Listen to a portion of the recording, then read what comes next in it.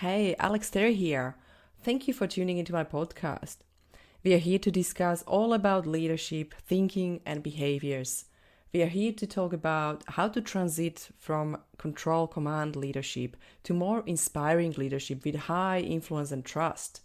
We are going to deep dive into three components of leadership and performance: cognitive, emotional, and behavioral, and talk about how mastering our mind and thinking will actually change our action and results. Our thoughts are powerful, trust me. They determine how you feel, your decisions, and actions. Your thoughts are one of the most powerful tools you will ever have in changing your life and career. By mastering your thinking, emotions, and behaviors, you will create greater results for yourself, for your family, friends, or your team. Focusing on thinking, feeling, and acting will improve your confidence, of course, reduce stress, and empower you and others around you, inspire and improve engagement in your team or collaboration, and of course, create high performance. I hope you will enjoy our episodes. And please don't forget to comment or contact us. Please ask questions. Please send us ideas of what topics you are interested in, and we will discuss anything you need. Have a beautiful day. Hello, everyone. Thank you very much for tuning into my podcast and being here again with us. I can call it probably second part of our conversation because we finished with Kim Horwood and Chris Trowbridge last time. Big topic about circularity, and I think we went pretty deep. It was pretty long conversation, but I think at the end we said we would like to touch on money side of that, because a lot of companies and leaders are scared, oh, this is another thing that will just cost us a lot of money and it's going to be too costly. But there are the ways to do it. There are probably ways to actually find the new streams of revenue. I believe that was the major point we did at the end. And I would like to tap into that a little bit, but I will let you start probably. Like, I know, Chris, you wanted to probably continue, or I don't know if Kim, you have something to add to that first. Okay, I think the key thing is when we spoke about supply chain circularity, the circular economy, a lot of people seem to assume it's going to cost a lot of money. It's going to be a costly transition. I'm going to need to invest capital, which nobody likes to do, but it's their own money, in robotics, AI, and those kind of things.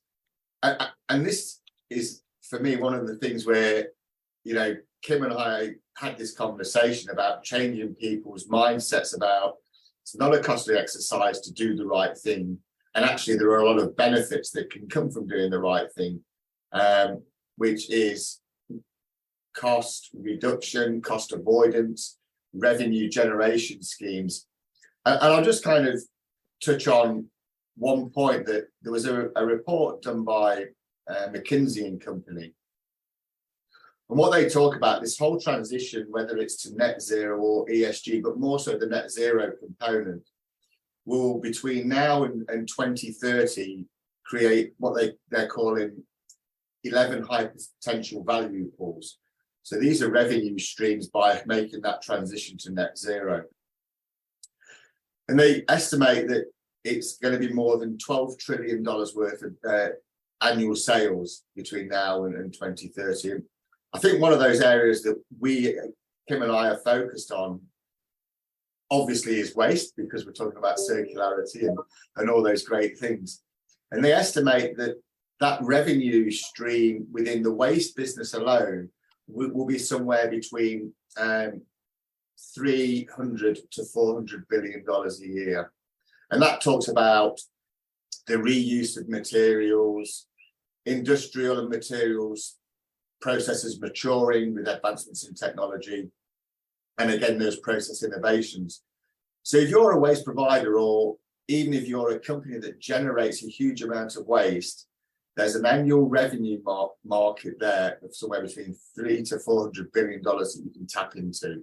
So that's about revenue, and that excludes cost avoidance piece. Yeah. And maybe I'll hand over to Kim, because Kim did a really great piece of work recently when she was going through some of her waste audits, and it kind of shows how waste passes from the output at its end of life through to its disposal and where all those dollars sit. And I think that's where the cost avoidance piece can come in, excluding the revenue. So hand over to you, Kim, if that's okay on that point. I think I will touch that point, but I also want to go back into what you're saying about your benefit realization and your intrinsic value. These days, it's a competitive market and we're all tendering, all service providers all tendering against each other to get a customer. And the customers are everybody's struggling with this whole ESG piece. So the customers have got ESG commitments and they're passing that down to your service providers. So they're saying in your contracts, you need to meet X, Y, and Z and your service providers and your ESG.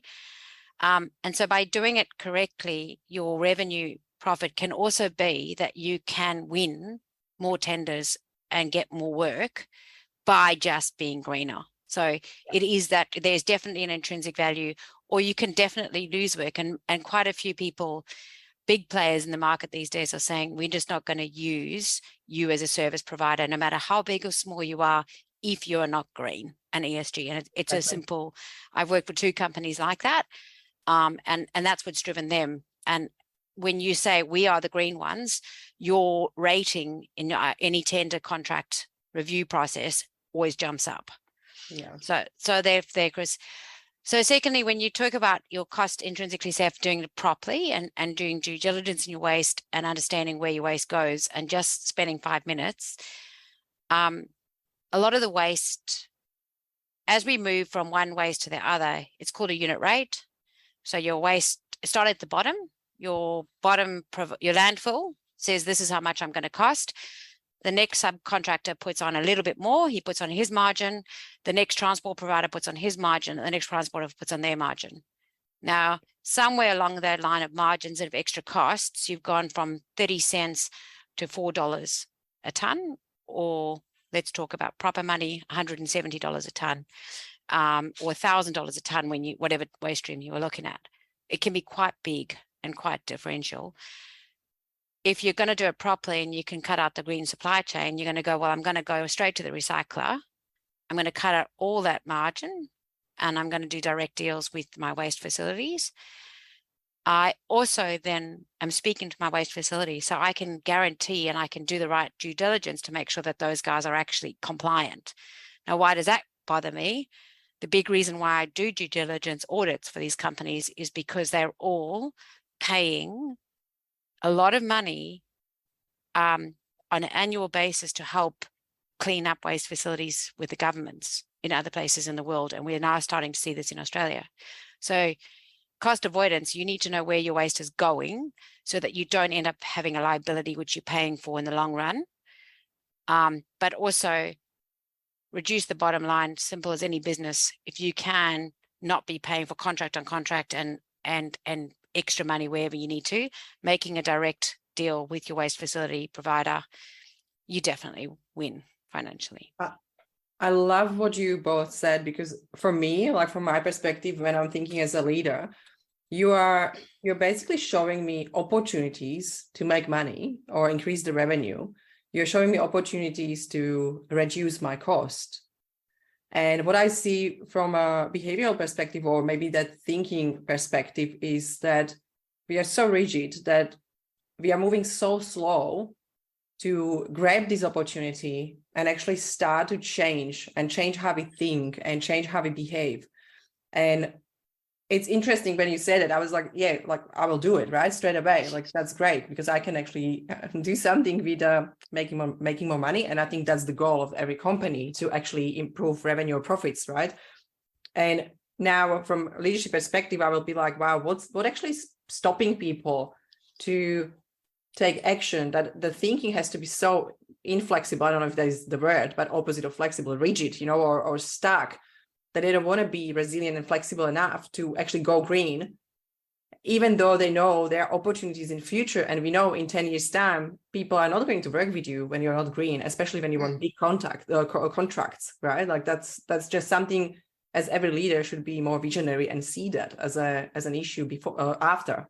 That means in 10 years time, we are not going to succeed with this rigid thinking, like being stuck and saying no, or have that resistance. I mean, I love what you said, because it's basically just showing people that here are the opportunities, here are the things that you can do. And there's another one that's quite easy going on, that is, I'm currently hearing quite often and quite a bit in the space of, I want to do X, I want to do green steel, do hydrogen, even smaller. Yeah. But I'm stopped because I don't know how to get rid of my waste, or I don't know where it'll go. The waste facilities on the back end are going, we are amazing, we're passionate, we're process engineers, we're technical people, but we need a market to be able to make a business case, to be able to process this waste. So people need to think outside the box. We're in a situation now where everything is changing and the world is turning and moving. So we do need to think outside the box. So, okay, I've got solar panels.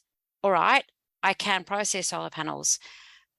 I've got a waste that's slightly different, but it's the same kind of thing as a solar panel. So am I going to go and contact a waste vendor, a waste company who's doing something similar, and say, oi, you do R&D with me, you cover those costs, but I'm going to guarantee you a feedstock.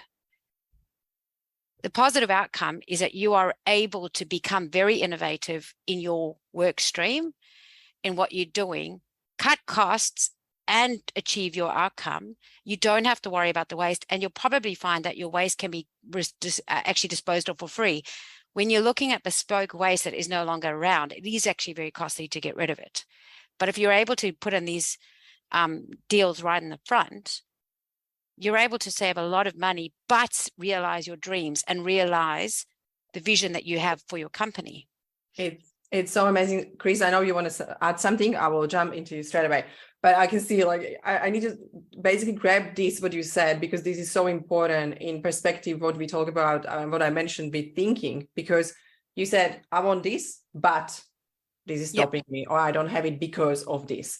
That means when we have, as a leader, that's our major teaching with limiting beliefs, limiting, biases, and how we actually drive our results. That's the one most important sentence that I give to every leader, and say, whatever you want to achieve and you don't have it because or but, that's your limit that you need to unlock. That's your limit in your thinking, because you don't think beyond. That is exactly what you said, is just so amazing, because it's going straight away into thinking patterns, neuroscience, limiting beliefs, how we think. It's just so connected. And you just said there's a lot of options how to think about that, right? Outside of the box. And we can all do it, but we don't want it, because we think that's not the way. There is no option because we don't have something, or but I can't do it because, I don't have money or time, or there is no one else to do it. I love that when you say, because it's really important to go back to that level of thinking. Chris, your time. Well, no, I think what I found interesting with that conversation there was, as soon as we spoke about this point, you can make money, it will reduce costs. Your answer straight away, Alex, was, oh, as a leader, of course I'd do it. If I can make more money as a revenue profit, of course I'll do it. You're right. It's changed that. It changes that thinking straight away of, well, maybe it might be worth doing the return on investment assessment of change. What will the payback period be? What will the benefits be?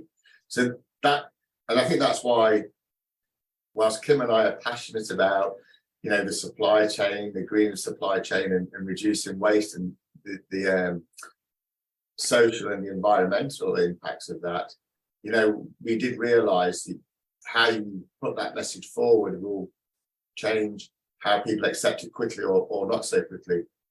But then moving on from that point, and it goes to Kim's point, and why we've put ourselves out there, or we're out here trying to help people to do this, is it's what generates the waste. And it's back to this point of, at the front end, you've got to do that life cycle assessment, which will tell you, how we material, what your buying process is, how it's going to work, how it will survive through the supply chain, through its operational period of life or phase in life, and then what will happen at the back end of it. And that's the point that's not understood, is doing that life cycle assessment piece up front. Now, I think it's quite clear I'm more new to the sustainability piece than Kim. But even some of the things Kim and I are talking about natural capital, life cycle assessment. Kim went to university a couple of years ago, and these things are old to Kim. When I'm kind of going, have you this natural capital thing? What do you think about it? She said, yeah, 20 years ago we were talking about it, but we're now having to bring that old terminology back to life to really get people to think about it again. And you can maybe touch on that piece, Kim, because that natural capital one really got me excited when I heard it for the first time or was reading about it. My brain was actually going a different way to something you said earlier. I'm having to redivert here.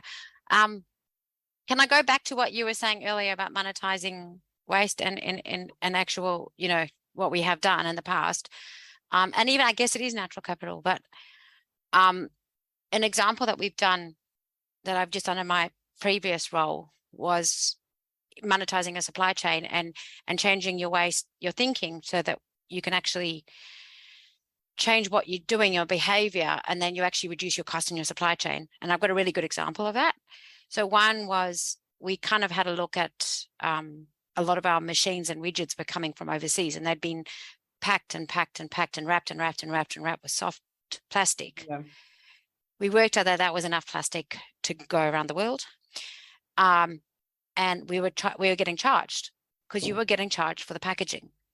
So what we said to talking about Chris's buyers and talking about that, changing your methodology and how do you buy and what are you actually thinking and doing, our procurement team spoke to the suppliers, the vendors, and said, "Boy, when you supply us with these widgets and digits and these special machines, these are the parts that need to be protected. The rest doesn't matter. If it's got a little scratch on, it's not actually going to hurt anybody. It goes into the field anyway.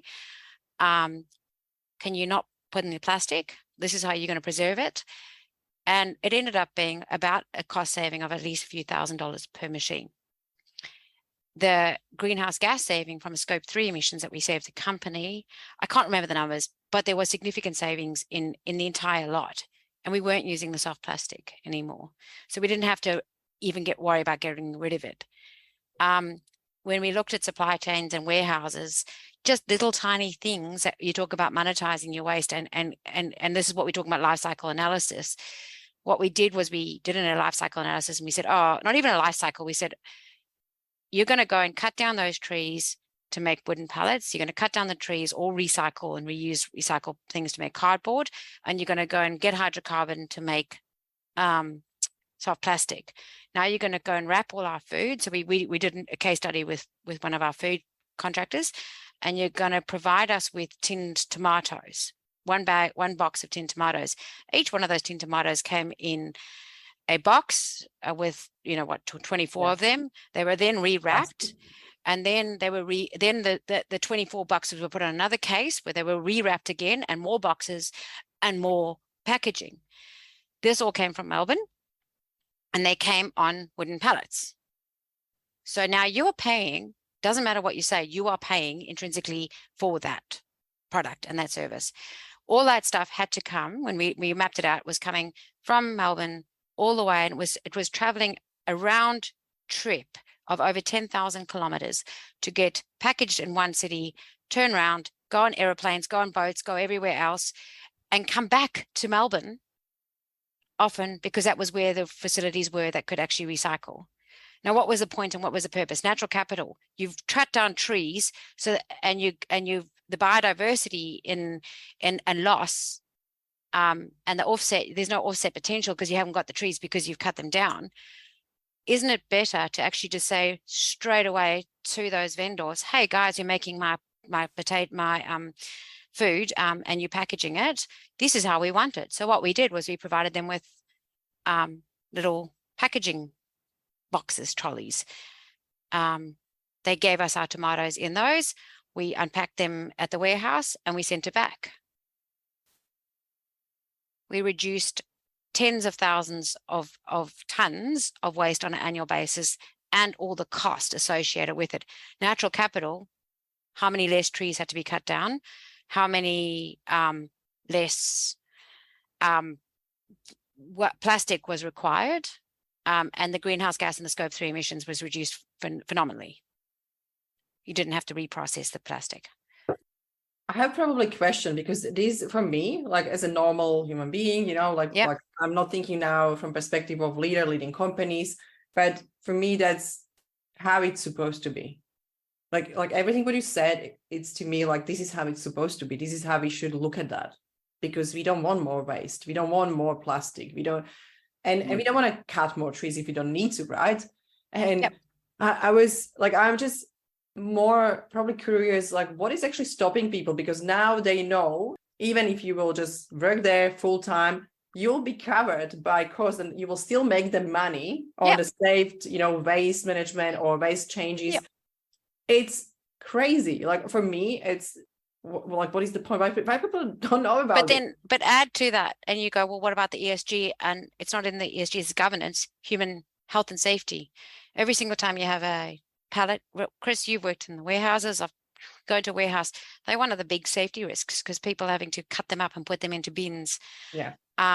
Plastic, you're having to cut the packaging and all that. So you've got all the health and safety risks associated with that stuff too. And then you've got the supply chain problems of slavery, because most of the stuff is getting made in wherever it is with, how do you check your slavery? So if you just reduce all that stuff, it takes it all away. Why aren't people doing it? Because it's bad behavior and it's practiced in the past. We are in a linear economy. This is easy. I've got my job to do, and my job is X, Y, Z and everything. And this is like something on the side. And so it's not prioritized. So once it starts to become prioritized and people start to realize that the cost reduction are there, and funnily enough, in my experience, it's the guys on the shop front, the guys on the ground are the ones that will come up with these ideas and these solutions quite often. And leadership is often not listening to them. Yeah, that's what we realize, and we notice a lot, that what is still happening in actually more than 90% companies. And it's really sad, that number. Even like I feel really sorry when I share it, because it's terrible. Like there are people, or bottom line, or on the ground, when you're thinking about those people, they are actually smartest, because they know everything about packaging, delivery, customers. They have the direct contact with customers. Otherwise, if customers something don't like, and they may say they don't like the packaging, they don't like, to do that waste, there is never ever communicated from bottom to up, like that's the problem, because everything is opposite other way, from top down. And that's the old school leadership. It doesn't work anymore. And when you're talking about those things, I'm always thinking why the companies are not actually checking with all their supply chain, and they don't call people, some from the directly they work with customers, and they don't call all these people and major representatives of the supply chain, at least some, or at least start with one product or one thing, and have conversation how we can do it together to don't get massive cost for one company, but really go through all of that. I'm not saying that it's easy probably in a lot of cases, but when you think about things like food, that can change. It's just imagine that Woolies, that's like so many of them, right, in Australia or other shops. When you think about it, so many of them, and if the one person will start to create change, there will be change everywhere, because they're all around Australia. That means it can have really massive impact to actually start reduced waste and changing the packaging and all that. It's just so amazing how. Yeah, it's just mind-blowing to me, when I see what we can actually change, and we still don't do it. And you talk about leadership. It should be, so when we saw change was when we put goals in our leaders' performance agreements, in the CEO's performance agreements, in his vice president's performance agreements going down. That was when you started to actually see change, because the leaders are all doing what their goals are, what their performance agreements are. They want to get a good performance agreement. That's at the end of the day corporate. I think one of the things, sorry, Kim. But I think there's you've got to do the whole lot. And the guys on the shop front, they also, what I also noticed is they get quite demoralized in their job. It's a very weird thing, but just cutting paper all the time, they actually get demoralized, because they go home going, I'm passionate about the environment. I'm actually in my job, I'm actually having a bad thing about the environment. I feel unsafe cutting this all day. But when you flip that and you're giving them the voice and they can do something positive, they do something really great. And then their little environmental stuff that they do to actually help the company succeed is fundamental. Yeah, I agree. Yeah, it's listening to other people. That's the major message when you think about it, because they have great ideas. There's so many people with potential, and because they are, like you said, demoralized because they're doing this every day, it building up, the emotion that is even sometimes their drive for change, and the leader doesn't have it because he's so disconnected from those people. And yeah, I believe that's something that all leaders probably should start to have a look, because there is a gold, in your people. They are shopfront people. Like, there's definitely so much wisdom. I think some really good points there. I think one of the concerns that I know I have, and it is this piece about, I agree that performance measures should be against people's role, function, responsibility in a business. But then, it is making sure that what is being reported is clear, transparent, and actually happening. That's definitely one of the key things, because we all know the greenwashing scenario that reports will say what reports say. I'll buy offsets, but, because I can't, for my hard to abate emissions, I can't do anything about them. But, are they genuine offsets? Those kind of things. So that performance measure is quite hard. And one of the things I've seen is how companies operate as well. So why doesn't it happen? You might have a chief sustainability officer, but how connected is this chief sustainability officer, or what's that ability to influence what the business does? How linked is that CSO to procurement? Is there that message all the way down to that contracts lead or that procurement lead, to make sure these commitments are embedded and that they're understood? And how linked is all of that back to finance and to financial reporting, back to Kim's point as well. Yeah. And what I have seen is that you do see a disconnect, because if I'm in sustainability, I've got this function here, and my function is to report. Great, I report, but what do you influence, and how do you make that go further down in your business and further up into your business? And that seems to happen. And I think one of the other big issues, apart from reporting, people will report numbers against, a baseline of, 2019 or whatever their baseline is. And how did they get to that baseline? Because you can guarantee most people would have pumped their baseline number right up as high as possible, so their performance is constantly kind of going down. But the problem you have is when a company is doing well and money's flowing in, revenue's flowing in, profits are soaring high, who actually looks about the need to change? And the answer is, a lot of the time, a lot of them won't, because balance sheet looks great, shareholders are okay, our reporting says we're doing really great, so how hard do I need to push? So that is a problem internally as well. But back to the point, it's that top-down leadership piece, and bottom-up, but meeting in the middle as well. So the commitment, there's congruence in actions and language within a business. Yeah, and that was spot on what you just said, because this is showing me, actually, when I'm thinking about sustainability, waste management, and all those topics we are talking about, I feel like almost from perspective of leadership, or how I would drive the change in the company, it's basically going back to organizations. And as I said, 90% of them, they don't have really great culture. That means when we talk about those 90% of companies, they don't have great culture, how they can do this kind of change? They can't, because there's no connection. There's disconnection, with the message, with language. There's not common feeling of the company that, this is our goal now, we really want to do it. That means I feel like it's going back a little bit. Maybe it will take a longer time, but I feel like we need to start with changing the culture, implement new values, and not like some companies say, we have 54 years values and we still live by them. Like, that's probably a little bit wrong, because the world changed. And I don't want to name the company, but it was all over the LinkedIn. And when I heard that, like, how proud this man was on this biggest company in Western Australia, I was like, wow, I wouldn't be proud of that, because actually values need to be changed, because our thinking needs to be changed, our behavior needs to be changed, our action needs to be changed, and our results needs to be changed. That means I feel like all that scheme of what you're talking about, it starts again back, in that creation of the culture. The culture that people really have common language about that, around net zero, sustainability, waste management. They talk about it and it's normal because it is part of their values, day-to-day operation, and everyone is aligned with the values. I feel like that's where we need to go. I think that's right. And I think that's where Kim and I see the value in what we do, is because, you know, we have no alliances to go. When we go into a business, we have no alliance or allegiance to, you know, whether it's finance, sustainability, or supply chain. It's just a case of, this is what it is. And we always start with strategy. That's the first question we always go to. Have you got a strategy? And that's either a yes or a no. So great, you've got a strategy. Next question is, you know, are the underpinning processes, procedures, standards there?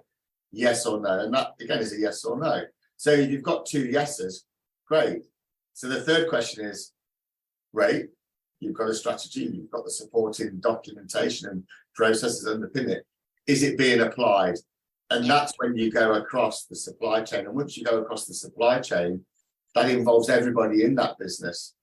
Everybody in that business will be touched by supply chain. And therefore, you can take that model and go, well, there's not really doing much with waste reduction here, or there's not really a level of compliance to modern slavery there. And therefore, you know, it's an unbiased approach to telling people where they can improve. So that's what we like about the model, is that no allegiances, and it's fact-based and nothing more than that. Yeah.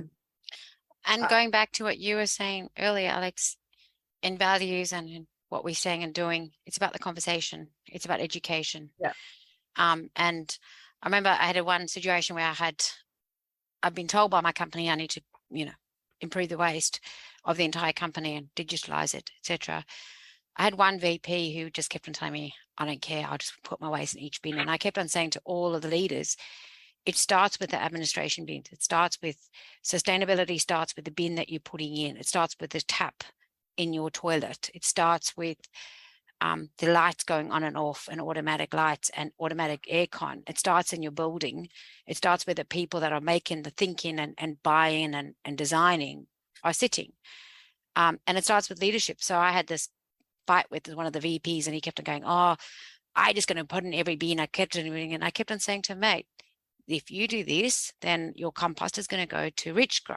If you do this, your compost is going to go to this facility, that facility, that facility. So do it. Think about it. 5 seconds of stopping and sorting out your waste before you put it in the bin will have a positive outcome for the environment. I saw him on his last day at work. He was retiring, and he had taken out his box, and he had a little box, and he was sitting there. He didn't know I was sitting there watching him, and he was actually sorting all of his old things into the bins, the recycling bins. And I looked at him and I said, oh, Mike, I'm really, really impressed with you. And he goes, you made me think. And it was that conversation that you had. And I did notice, because I was sitting in one of his work streams, that conversation did flow into the way we were able to apply sustainability, because he was actually turning that around and able to like improve it and act on it. So it's exactly what you say. It's everybody. Supply chain affects everybody, and it doesn't matter who you are. It's having that conversation, being able to educate and being able to stop and think, and we all save money because of it. Yeah, and I love that, because there's so many super important points when you think about the business growth as well. You know, it's not just protecting environment, what we need to do, but also it's really helpful for business and revenue and people's life as well, because you bring in that conscious thinking, you know, consciousness into their action. And that, again, is improving the brain from perspective of when we talk about brain stuff. But I was going to add to that, because Chris mentioned that, you know, you have strategy, that's the first question, and you have processes and systems. But I always kind of add on that you have people to actually run the processes. You have people that need to actually do the process or go through process.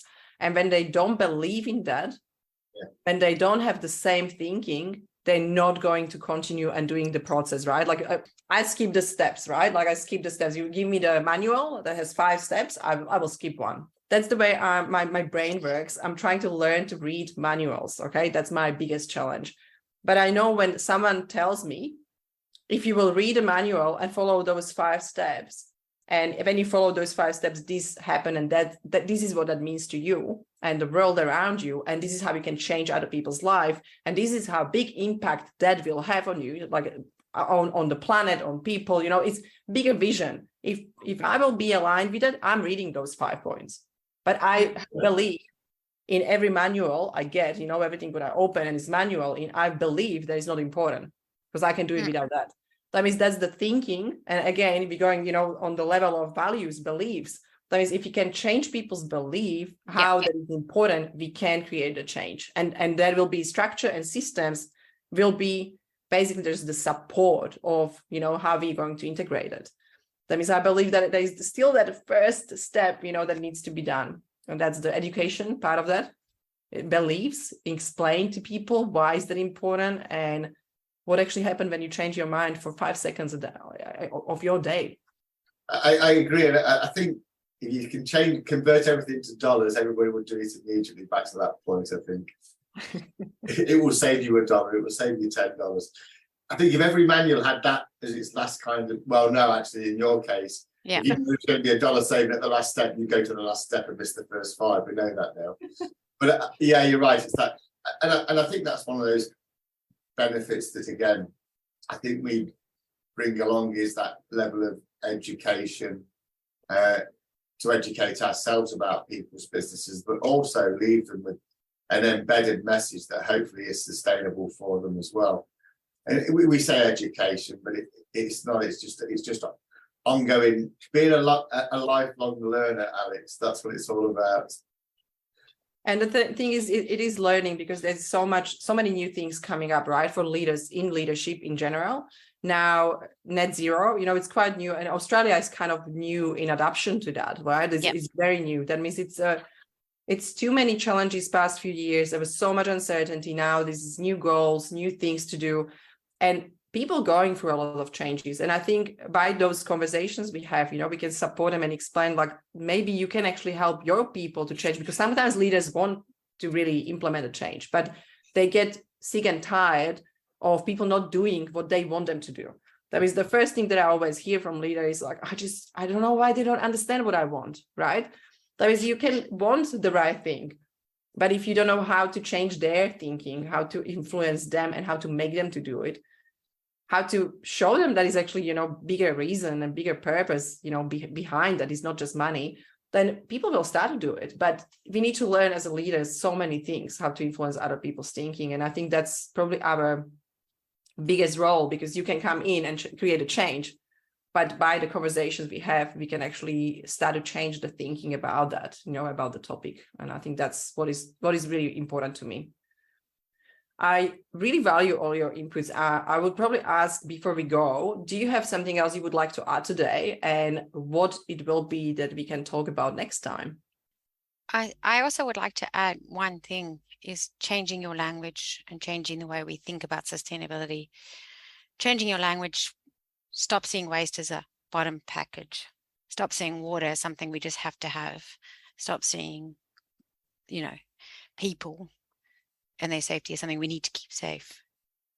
Changing your language, monetize waste, see waste as a resource, see water as a cost to the business. So how can I reduce it? See Scope 3 emissions as a cost to the business. How can I reduce those?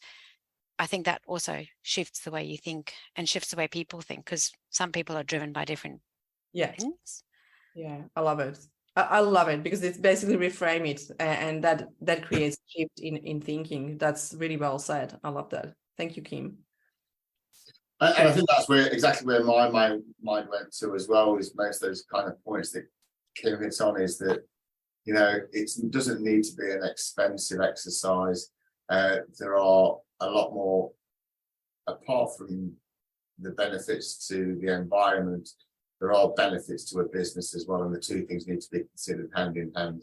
And almost, again, to prioritize, you're not going to do all of the things at one hit, but high impact, low cost, they're always going to do things that people want to do. But until you start looking at what the supply chain looks like, what your water usage, your waste usage looks like, you're not going to understand that, be able to take the benefits from it. So now I really just agree with Kim's points as well. But again, changing that mindset is key to it. And bringing it back to that, just thinking of an example we're looking at now with a case study with a smaller company, and he's got a great company going, and he really wants to be growing, but he keeps on going, well, what do I do? One of my biggest problems is paper, and I'm sending all that paper to recycling. And you kind of go, oh, immediately, how would we stop it? Well, we can monetize that. We can tell you to speak to your vendors and suppliers and say, reduce the paper that you send me. I'm going to reduce the cost of disposal, because you're paying for the bin, you're paying for the transport, you're paying for the waste contract at the end of the day. You take away all those costs by just stopping and thinking and have that conversation. He's a small company. He doesn't need to have procedures and places in place. Would be better if he did, but he can also change the vision and the thinking of the people that he does employ. And we need to help people with that because, they've got 101 small business owners of 101 things that they're doing. So sometimes it's just a little help to remind them of all these little things that we can do. Yeah. And I love that. I think it's actually, that was something that popped in my mind when you talk about it. I was thinking, what will be really great if we can actually pay, because we pay the city, right? We pay the city, we pay for our waste. Right. It will be awesome if my rates are lower because of the, how heavy is my waste. That will be so amazing. And I think that will motivate so many people to really think how they can reduce their waste. And I think that's when you start really on the bottom line, right? Like with individuals, because it's so many people in Australia and they can change their habits. Go into cities. You look at a city and a council, one of the biggest costs they have in waste management is they don't actually know who all the contractors are and what they're all doing, where they are at and what they're all doing. And I mean, I had that at my company. We had over 22 waste contractors and a new one popping up every day. And it was like, oh, well, how are we managing all these waste contractors? How are we doing it efficiently? And I remember one time, and you think this is on a council, you think of the rates and the reduction. If you take this as a real life example, one of them, one of the contract specialists and I, we actually did a rate to see the same waste going to the same facility, but going via different contractors because they all had different unit rates negotiated. And they were all going different paths. And one of them was costing us, it was something ridiculous, like $300 a ton less by using one contractor. And our other contractors and our subcontractors were all using different contractors for the same waste stream. Oh my God. And now you think, and I've also been speaking to people in councils, the same thing happens. Now, if you could it's just basic business. It's just efficient. It's just making things efficient, making things improved, making things streamlined, and understanding what is happening in your operation. It's not rocket science. It's nothing clever. It's just, I know where my costs are, what my points are, what A to B is happening and who is managing what. And that gives me transparency. That gives me compliance assurance, but it reduces my costs because contractors also know that they sit on their laurels and go, oh, if nobody quite knows what's happening, I can make more money out of this. But as soon as we had that transparency and that we went X, Y, and Z is happening in each and every contract, and I digitalized my waste, all of a sudden we were saving something like 30 to 40K per month on all our contracts, and something the increased, the overall cost reduced by like $1 million, $2 million on all our contracts because we were pressurizing our contractors to do the right thing and we knew what was happening. So that everything had to be this transparency. And yeah, it's crazy. Like that's it feels like there's a massive gap there. I have a great example on that for you. Tires. Have I told you the tires? Airbnb has been in a bit of a strife at the moment because there was a company who had a fake ABN or proper ABN set up. They were invoicing companies saying, we're going to get rid of your tires, we're recycling. So they were a tire recycling company. They were dropping them off in Airbnbs in Perth. So the companies then have had to come back and have the cleanup costs.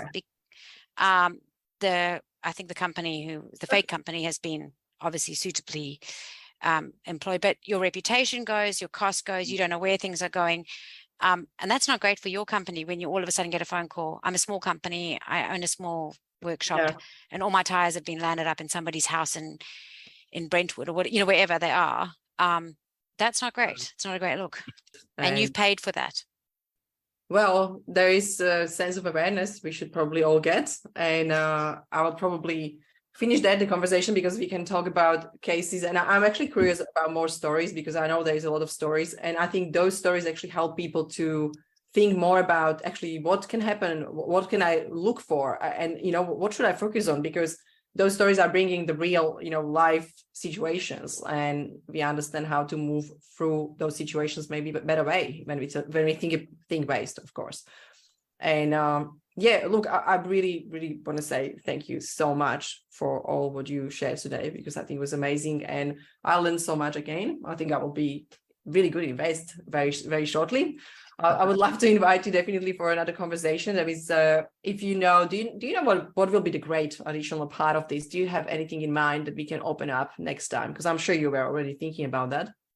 So I think carrying on from that conversation, I think we really want to now talk more about, because we've spoken about circular economy and circularity. We've covered, monetizing and cost avoidance of waste and smart waste management. We touched on a bit on the natural capital piece there as well. I think we want to now move on to really how this kind of waste, carbon moves through the supply chain, and back to some of those examples that Kim was giving there, how you can actually put some smart practices in place very, very quickly to, reduce your 30 waste contractors down to 3, which again gives you cost reduction, cost avoidance, you're getting revenue, plus you're ensuring you've got your compliance. So I think that's where we want to go to next, is the supply chain. Some good examples that Kim's given some already. I'm just doing a piece of work that's got some huge examples sitting right in it right now as well. So we'd like to share those with you next time, Alex. That would be and awesome. Don't forget water. Water is a massive part of the whole ESG. And let's do that next time. I would love to invite you for the next one. And as usual, at the end, please, where people can find you, Chris and Kim. Your turn, Kim. You go, Chris. So we can be found at ecocssc.com or Chris at or Kim at. Our website is up and running. It talks about Kim, myself, our thoughts, philosophies, intent, our culture, our values, and our views on our service offering of circularity, sustainability, and optimization in supply chain. So please reach out. We are on LinkedIn now, so we will start to put our posts and blogs out coming soon as well. Thanks, Alex. And again, as usual, it's great working with Kim on this project as well. Thank you so much. I will definitely seeing you all very soon, and let's dive into that even deeper. Sorry, Alex, can I just add one final point, which I don't like to do? Always is for your listeners, if you're not aware, on the 8th of March, the Supply Chain and Logistics Association for Australia will be hosting a Women in Supply Chain event. Please look on LinkedIn for the link. We will have the wonderful Kim Horwood talking about sustainability and circularity.